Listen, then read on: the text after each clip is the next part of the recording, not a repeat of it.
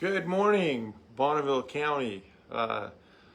You have just joined Breakfast with the Cooks. We do this at 10 o'clock. It's not quite 10, so we're going to give it a few minutes to get everybody else on, jump on. I'm Senator Cook. I represent District 30 in Bonneville County as a state senator in Boise. So it's been an exciting week. If you have some questions you'd like me to answer, try and send those to me, and I'll hopefully I can look at them, see what's going on, and be able to get back with you, and hopefully maybe be able to answer them right here while we're doing this. Can't guarantee it. I'm trying to juggle everything here. We'll see what we can do. So anyway, jump on there. Again, we're just going to wait a few minutes until 10 o'clock and get everybody else on. Something that we celebrated this past yesterday. We celebrated the greatest president, United States president ever, in my book, and that was Abraham Lincoln.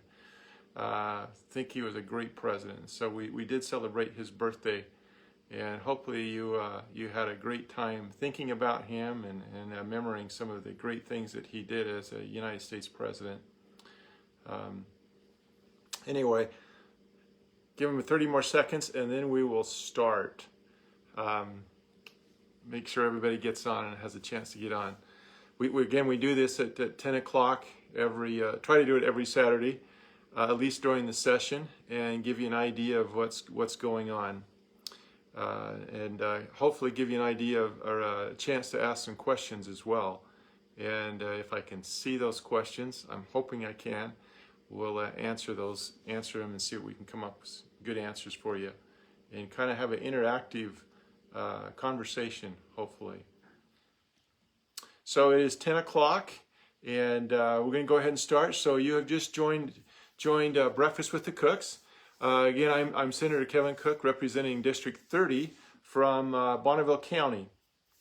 Again, if you have questions, go ahead and submit them on Facebook, and I am going to try and look at those at the same time. I can't guarantee I can do them both, but if I can't, I will get back with you. But I would like to get to the point where I can have an interactive conversation with you.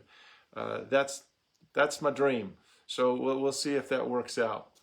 Let's see. So every Tuesday last Tuesday we had a town hall meeting on Facebook. And I was joined with Representative Marshall and Representative Horman. And we had a great time. The three of us represent District 30. And so that was a chance for you to see all of your representatives in one spot. And we had so much fun doing that. And we were able to answer a few of the questions, take questions and answer those live. And that was exciting. So we're going to start doing that every Tuesday at 5:30. Live on Facebook. You can come to this site and you'll be able to see it and put your questions in, and we'll kind of keep you up to date what's going on in the legislative session. Let's see. So Lincoln Day. We celebrate Lincoln Day Friday. Abraham Lincoln's birthday. And what we did is we took time out. We actually took time out during the Senate session, during the Senate floor. And we had a person, I can't remember her name. She was a doctor, and she taught history at the University of Idaho, I believe. Came in and taught us about Abraham Lincoln. Then we had a band that played some of the music. It was a guitar and a banjo that played and sang some music that was popular during Abraham Lincoln's day. So it was really interesting, a lot of fun. We had some trivia questions, and I want to pass those trivia questions on to you. See who can answer those questions fastest. Here's the question for you. Where was Abraham Lincoln born? Iowa, Kentucky, Illinois, or Tennessee? Any idea where was Abraham Lincoln born? Iowa, Kentucky, Illinois, or Tennessee? One more trivia question for you for fun was, what U.S. paper currency features a portrait of Abraham Lincoln? Is it the $10 bill, $1, $20, or $5 bill? Think about those, okay? And put those out there. Anyway, I think I've told you before, I'm serving on two pretty awesome committees. It's the JFAC, which stands for the Joint Finance and Appropriations Committee. And for short, it's JFAC. And I also serve on the Education Committee. In JFAC, since day one of this session, what we've been doing is meeting with different directors of the agencies, state agencies, and they've come and presented what they want for their budget. And so they present their side of the budget, and then underneath each one, line item that they want, the governor has stated what he feels like they need. And so now we have side by side what the agency wants for their budget and what the governor says should be given to them for the budget. And as a committee, we look at that, we talk with the agency, the director, and we try to come up with a reasonable budget that we can live with. And so that's what we have been doing. We have a few more days left this week, and it will be over. And then we will be back to, then we will start. So a week from this Monday, we will actually start making motions of what those budgets should be. And I actually have one that a motion Monday, and I have another one Thursday. So all in all, I have budgets for K through 12 and higher education to work on, and then I have 9 other budgets to work on. It has been a huge learning experience, but I'm loving it. It's a foreign language to me, but things are starting to stick. And I've got 2 motions already for 2 different budgets that are drawn up and ready to go for not this coming week, but the following week. Inside the JFAC committee this week, we voted to transfer $50 million to support the expansion of the Anderson Ranch Reservoir, a new water supply in the Mountain Home Air Force Base, as well as recharge projects for the upper Snake River Valley. That one, obviously, you should be interested in, and that's part of our area down there. So the upper Snake River recharging of that one. We also approved $862,000 for the Idaho Commission of Aging to provide home-delivered meals. Instead of bringing the senior citizens together and feeding them, those meals are delivered to their homes. And that's just during the pandemic, so during the COVID problems. And so we've done some money for that. A lot of that money was coming from the federal government for different reasons for COVID, and that we're trying to match up. But we've voted on a lot of different things, supplements, giving money to different agencies and getting things going. Education Committee. One of the big bills that cleared the committee was dealing with advanced opportunities. If you haven't heard of this program, you really should look into it, especially if you have kids or grandkids or stepchildren or whatever, foster children that are in anywhere from 7th grade to 12th grade. Okay, so this is the program, this is what it is. So if you have a 7th grader up through 12th grader, they can enroll in dual credit classes. In other words, they can take mathematics, okay, and enroll, and if that mathematics is offered in college, they can get college credit for that, okay, English credit. So most of them are general ed classes, but there are some that are elective classes. So these kids that are saying, I want to learn about different fields, different careers, this is a great way to do that and actually build up some college credit. So in fact, the truth of it is, if they work hard at it, they could graduate from high school with an associate's degree. And we do have kids that are doing that in Bonneville County, in District 93 and 91. And so, again, there is no cost for this. No cost for the parent, no cost for the student. You get dual credits, okay? Or you can take the AP class, get some of these certificates. There's just an amazing way to do that. So the problem is this advanced opportunities was not available to kids that were attending private schools. Now, these are Idaho kids with Idaho parents that are attending Idaho private schools, and we weren't affording them the opportunity to do that. So in the Senate Education Committee, we voted to allow them to get those dual credits. So now that goes to the Senate floor, and if it passes there, then it will go to the House floor and, of course, to the governor. So it's not a done deal yet, but it is in the works. Let's see. Some of the other things that's going on in the House, we are still looking at the opportunity of calling the legislative back into session. Let me back up.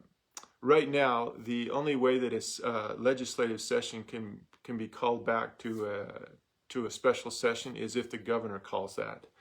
And you might think, well, that's a good idea. And I agree, it pretty much is. But it brought a hole to light during this pandemic. Okay? During this pandemic, we had about $4 billion come into our state. And the governor did the best he could. The governor decided where all that money went. Okay? And so instead of coming to the JFAC, which is the Finance Committee that should be doing that, Finance and Appropriations Committee, or coming to the legislators, he made that decision. And in constitutional, that was fine. But we believe that we need to have a little bit more say, the people have a little bit more say in that. And so we're looking at the opportunity to change some of the rules, the code, that will allow the legislative session to call themselves, or the legislators to call them back into session. You might say, there's no way, there's too many crazy legislators, I don't want that. Okay, first of all, you're only hearing about a handful of them in the news, okay? There is 105 legislators. It takes, and what this bill will take, it'll take 60% of the House, 60% of the Senate to agree that this is an emergency and we do need to come into session. And the part of that bill is to say, before we ever come to session, you have to agree on what we will discuss. Not whether we pass it or not, but what we're going to come and discuss. And so before we ever get there, some of that stuff will be set in stone, I guess, is the idea behind it. So we're looking at that. There's a lot of money that's come in through COVID. We got to figure out how to do that. I understand that in Bonneville County, as far as I think March 4th or March 1st, the mandated face mask is taken off. So things are starting to back up. Legislative, we're trying to balance that power that, again, that the governor has the right to declare an emergency. But the legislators, after 60 days or 90 days or something like that, the legislators should have the right to either extend, modify, or terminate that emergency. And so that's where we're at, working that. Let's see. That's about all I have. Let me just see if there's any questions. I'm not seeing any. If you do have some questions, please feel free to speak up.